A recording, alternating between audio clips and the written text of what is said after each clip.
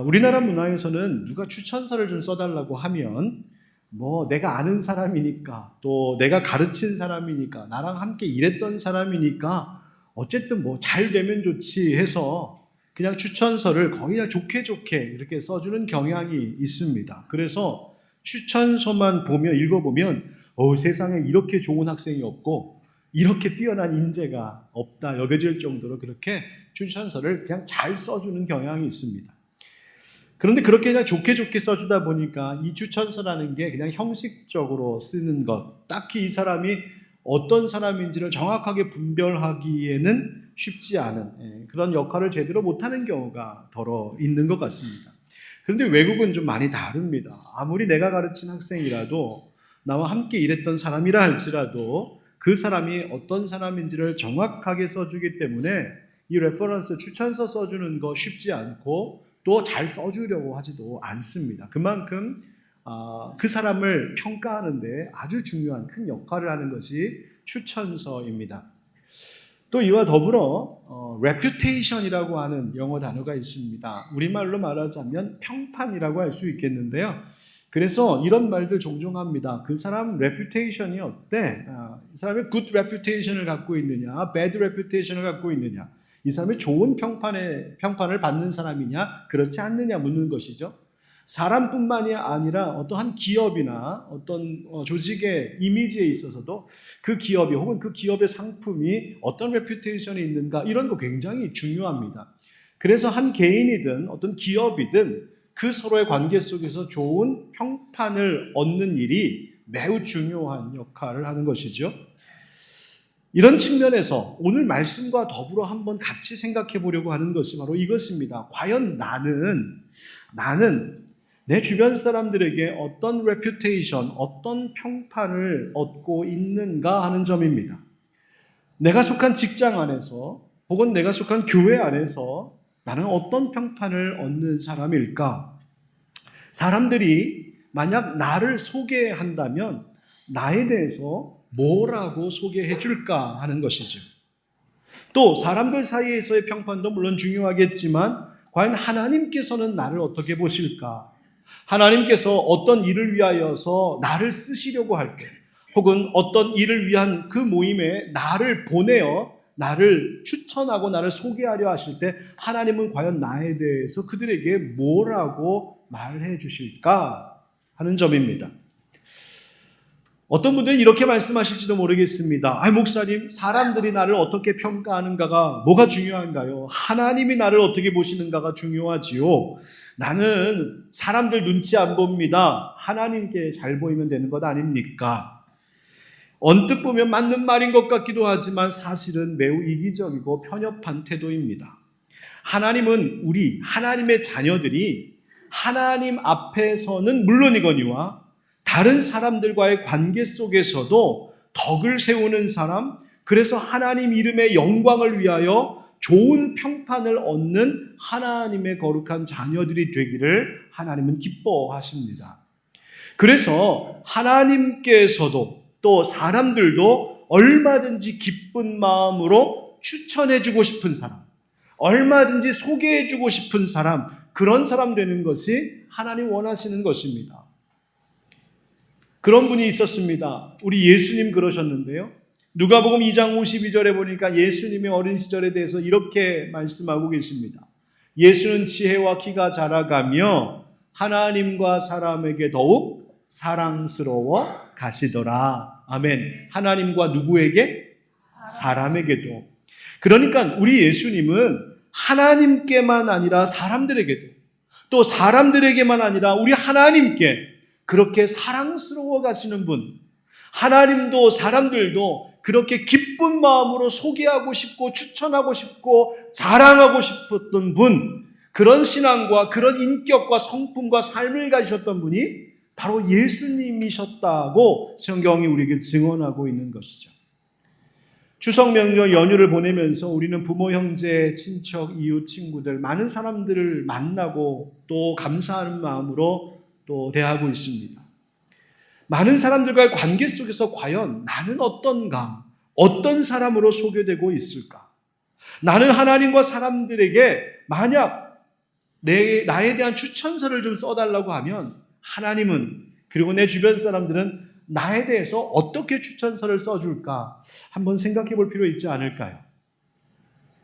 사도 바울은 오늘 본문인 빌립보서를 통하여서 예수 그리스도의 마음을 품은 그리스도의 삶에 대하여서 권면하고 있습니다. 그리스도의 마음을 품은 사람이란 어떤 사람이냐 하면 이 땅에 겸손하게 낮아지셔서 오신 예수님처럼 우리도 모든 걸 내려놓고 겸손하게 오히려 다른 사람들을 높이며 돌보는 삶, 그것이 예수님의 마음을 품은 그리스도인의 삶이라고 말하고 있죠. 이 이야기, 이 권면을 하던 중 바울이 이 편지를 이제 받게 될 빌립보 교회 성도들에게 두 사람을 기쁜 마음으로 추천하고 소개하고 있습니다. 그 사람이 누굴까? 바로 디모데와 에바브로디도입니다. 한번 따라 하실까요? 디모데, 에바브로디도. 예, 발음이 조금 어렵지만 여러분 두 사람의 이름은 오늘 꼭 좀 기억하고 가십시오. 디모데와 에바브로디도. 바울은 이 두 사람을 오늘 성경에 보니까 기쁜 마음으로 정말 자랑스럽게 소개하고 있습니다. 또 빌립보의 성도들에게 그들을 만나거든 기쁨으로 영접하고 이런 사람들을 존귀히 여겨야 된다고, 이런 사람들을 존귀히 여겨달라고 부탁하고 있습니다. 도대체 이 두 사람이 어떤 사람이었길래 바울은 이렇게 기쁨으로 소개하고 그들이 존귀히 받아주기를 권하고 있을까? 또 이 사람들의 어떤 모습이 과연 우리가 하나님 앞에서, 사람들 앞에서 어떤 신앙으로, 어떤 삶의 태도로 살아가기를 교훈하고 있을까 함께 생각해 보려고 합니다. 함께 따라하실까요? 같은 마음을 갖는 진실한 사람. 여러분, 이 편지를 처음 받아보고 있을 빌립보 교회 성도들의 형편을 좀 생각해 봐야 될 것 같습니다. 사도 바울의 여러 서신서들 중에 에베소서, 빌립보서, 또 골로새서, 그리고 빌레몬서, 이 네 가지를 묶어서 어떤 서신이라고 보통 말하고 있죠? 옥중서신이라고 합니다. 바울이 옥에서 그 교회 성도들에게 써서 보낸 편지라는 것이죠. 아마도 전통적으로 이해하기는 바울이 로마에 있는 옥에 갇혀 있을 때에 보내었던 편지라고 여겨지고 있습니다. 그 중에 하나가 바로 이 빌립보서, 빌립보에 있는 성도들에게 보낸 편지입니다. 그런데 이 편지를 쓰고 있을 때에 어떤 인물이 나오냐면 오늘 에바브로디도라고 하는 인물이 소개되고 있는데, 빌립보서 4장 18절에 가서 보면 이 에바브로디도에 대해서 바울이 이렇게 이야기하는 구절이 있습니다. 에바브로디도 편에 너희가 준 것을 받음으로 내가 풍족하니 라고 말입니다.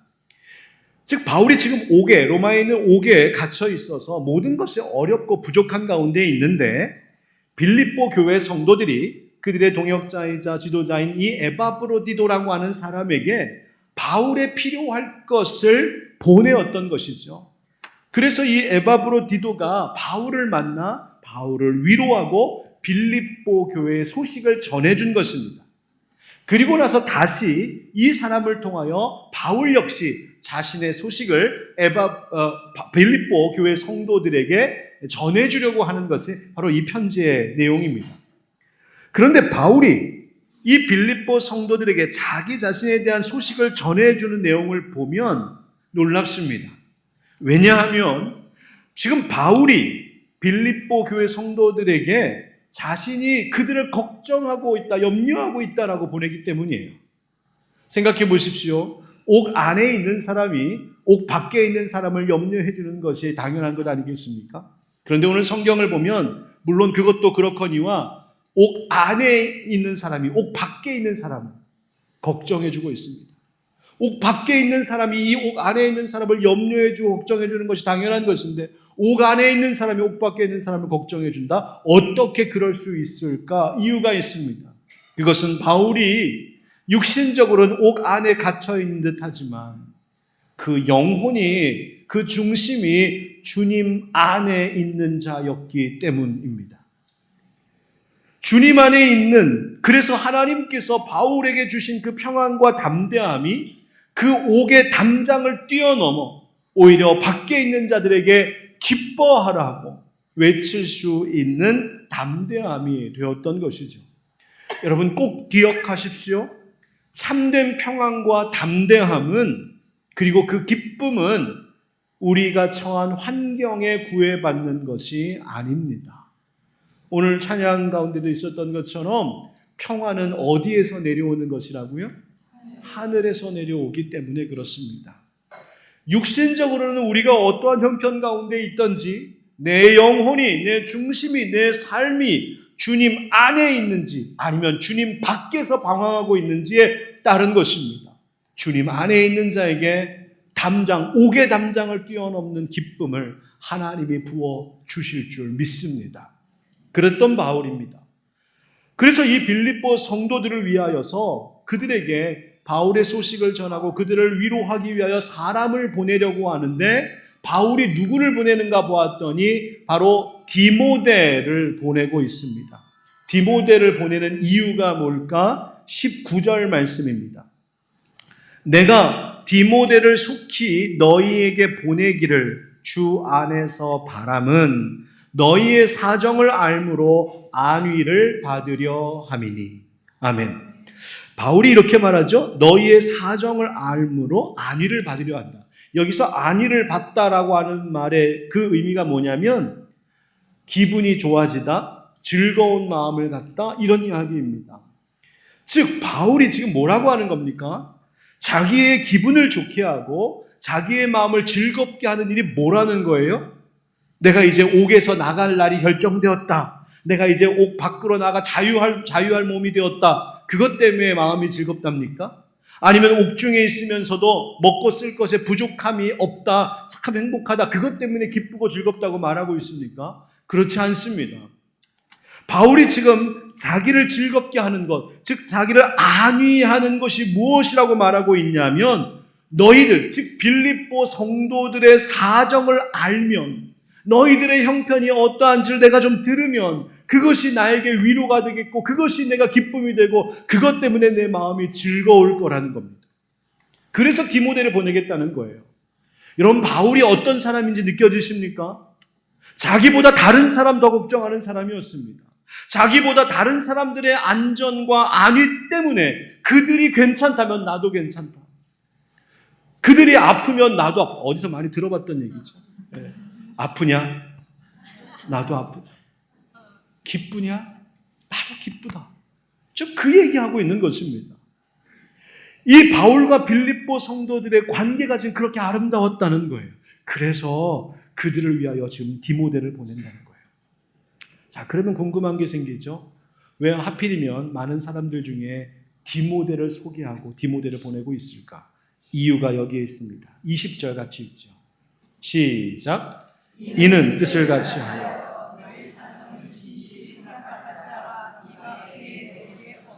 아멘. 첫 번째 이유. 바울과 뜻을 같이 하는 사람 디모데뿐이었기 때문이었습니다. 한 마음이었다는 거예요. 자기와. 어떤 마음?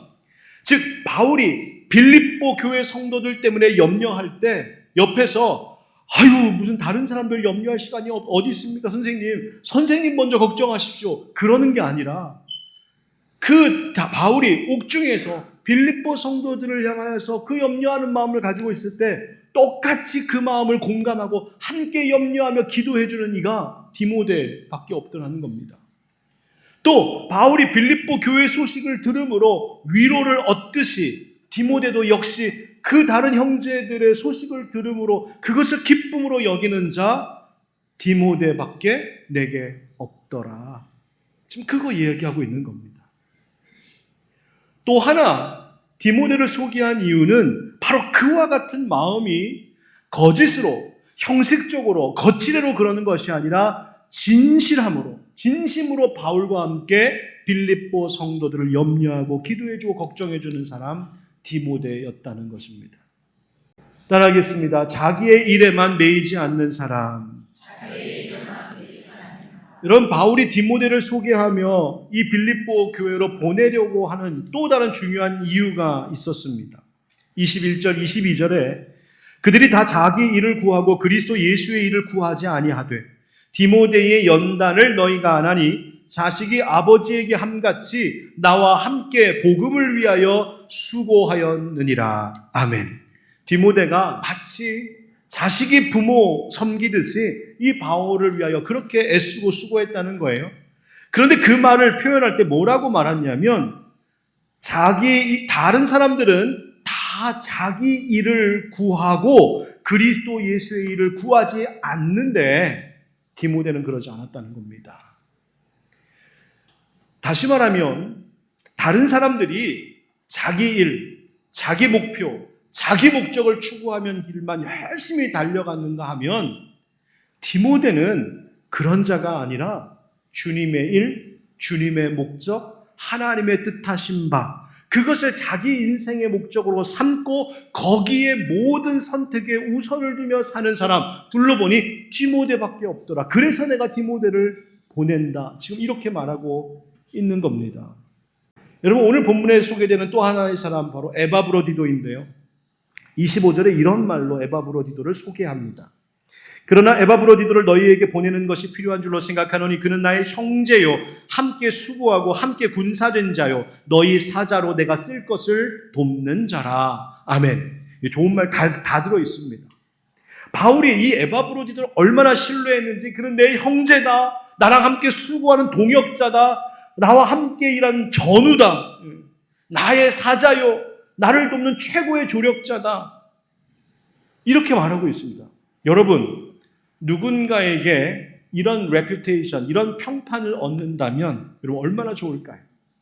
누군가가 나를 다른 사람에게 소개하는데 이 사람은 내 형제입니다, 나와 함께 수고한 사람입니다, 내 전우입니다, 뭘 줘도 아깝지 않습니다.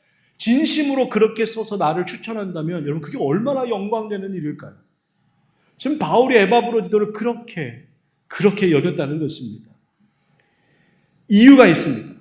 26절 27절.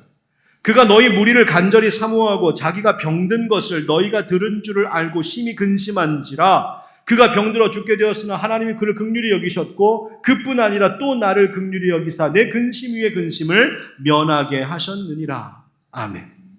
무슨 말입니까? 에바브로디도가 지금 병에 걸렸다는 거예요.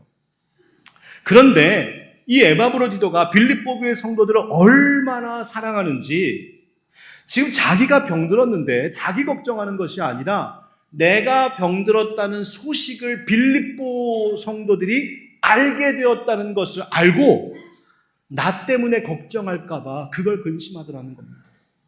그러니까 내가 아픈 것을 저들이 근심하는 것 때문에, 그것 때문에 근심했다는 말이에요.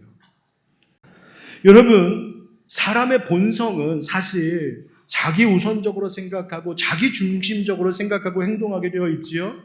그러나 그리스도인은 그렇지 않습니다. 옛사람을 벗어버리고 새 사람을 덧입게 된 그리스도인은 자기의 일에 매이는 것이 아니라 타인의 일을 더 생각하는 사람들입니다.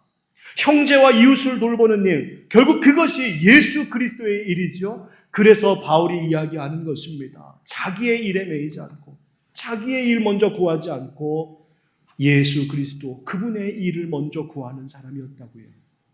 여러분, 디모데처럼 내 일보다, 자기 일보다 예수님의 일을 먼저 추구하는 분 되시기를 축복합니다. 에바브로디도처럼 내가 병든 아픈 몸, 그러나 그것 때문에 나를 걱정해 줄 그 사람들을 먼저 염려해 줄 줄 아는 넓은 사랑의 소유자들 되시기를 축복합니다. 고린도전서 13장 5절에 뭐라고 되어 있습니까? 사랑은 자기의 유익을 구하지 아니한다고요. 사랑한다는 것은 자기 유익을 먼저 추구하는 것이 아니라 내가 아파도, 내가 조금 손해보아도 그 사랑하는 사람이 더 잘 되는 것, 그 사람이 걱정하지 않는 것, 그 사람이 행복한 것이 더 좋은 것이 사랑인 것입니다. 성도 여러분, 나의 문제에만 걱정하면서 전전긍긍하는 삶이 아니라 내 문제는 하나님께 맡기고 다른 이들의 어려움들을 좀 더 염려해주고 위로해줄 수 있는 우리가 되기를 축복합니다. 끝으로 따라할까요? 근심은 덜고 부족은 채워주는 사람. 여러분, 이 병든 에바브로디도 어떻게 되었을까? 27절에 보니까 그가 병들어 죽게 되었으나 하나님이 그를 긍휼히 여기셨고 그뿐 아니라 또 나를 긍휼히 여기사 내 근심 위에 근심을 면하게 하셨느니라. 아멘. 즉 자기가 아픈데도 다른 성도들, 형제와 교회, 다른 사람을 먼저 염려할 줄 알았던 이 에바브로디도 오히려 하나님께서 그에게 긍휼을 베푸셔서 병을 낫게 하십니다. 그런데 거기서 끝난 것이 아니라 에바브로디도에게 긍휼을 베푸신 하나님이 바울이 지금 뭐라고 말하냐면 나도 긍휼히 여기셨다. 어떻게? 내 근심 위에 근심을 면하게 하심으로. 자, 여러분 무슨 말일까요? 아니 무슨 바울은 근심이 이렇게 많아서 근심 위에 근심이라고 말할까? 여기서 말하는 첫 번째 근심은 바로 이 에바브로디도가 병들게 되었다는 근심이요. 두 번째 근심은 그 병으로 인하여 그가 죽을까 했던 근심입니다. 그러니까 역시 바울도 자기 문제가 아니라 에바브로디도 때문에 염려하는 마음이었다는 거예요.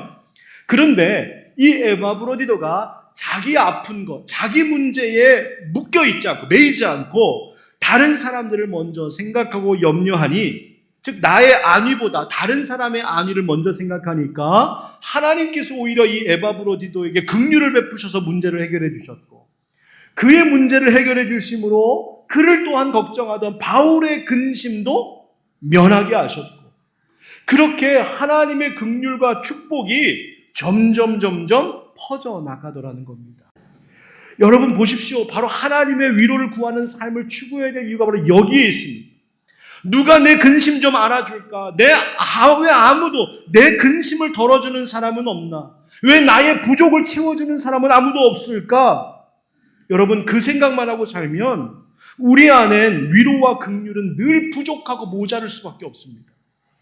그러나 나는 하나님이 위로해 주실 것을 믿어, 나는 하나님의 긍휼을 베풀어 주실 것을 믿어 고백하며 내 문제, 내 아픈 것은 하나님께 맡기고 나는 오히려 다른 사람을 위로하고 다른 사람 염려해 주며 그들 위하여 기도해 주고 섬기며 살겠습니다 하면 우리 안에, 교회 안에, 가정 안에 오히려 위로와 긍휼이 넘치게 되어 있습니다. 여러분 이 원리를 잊지 마셔야 됩니다. 바로 이와 같은 사람들을 통해 하나님은 놀라운 일을 하시는데요. 28절에 보니까 그러므로 내가 더욱 급히 그를 보낸 것은 너희로 그를 다시 보고 기뻐하게 하며 내 근심도 어떻게 하려 함이라? 덜려 함이라. 이 에바브로디도 때문에 그들의 근심도 덜고 바울도 근심을 덜었다. 그러니 29절 이러므로 너희가 주 안에서 모든 기쁨으로 그를 영접하고 또 이와 같은 자들을 존귀히 여기라. 그가 그리스도의 일을 위하여 죽기에 이르러도 자기 목숨을 돌보지 아니한 것은 나를 섬기는 너희의 일에 부족함을 채우려 함이니라. 아멘. 여러분 우리가 사는 세상에는 두 종류의 사람이 있습니다.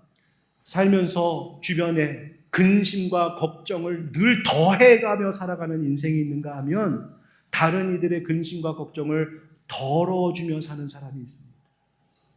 내 부족한 것만 채워달라고 떼쓰며 사는 인생이 있는가 하면 남의 부족을 채워주며 살려고 애쓰는 사람이 있습니다. 여러분 어떤 삶을 사십니까? 근심을 더해주는 삶을 사셨습니까? 혹은 감사하게도 근심을 덜어주는 삶을 사셨습니까? 그 가족들과 사랑하는 이들의 부족함을 채워주는 삶을 살았습니까? 아니면 왜 내 부족한 것 안 채워주냐고 떼쓰며 사셨습니까? 우리 예수님, 우리의 근심을 기쁨으로 바꾸시기 위하여 우리로 하여금 여호와는 나의 목자시니 내게 부족함이 없으리로다 고백하는 그 하나님의 자녀된 삶을 살게 하시기 위하여 예수님은 하늘의 모든 영광 다 내려놓으시고 이 땅에 십자가 지시려고 내려오시지 않으셨습니까? 서로의 걱정은 좀 덜어주고 부족한 것은 채워주며 사는 인생 되기를 축복합니다. 바로 그런 사람을 주님은 기뻐하며 존귀히 여기실 것이요 하나님의 나라와 그분의 일을 위하여서 다른 사람과 세상에 기꺼이 소개해 주시고 추천해 주시는 영광, 그런 사람들이 누리게 될 줄 믿습니다.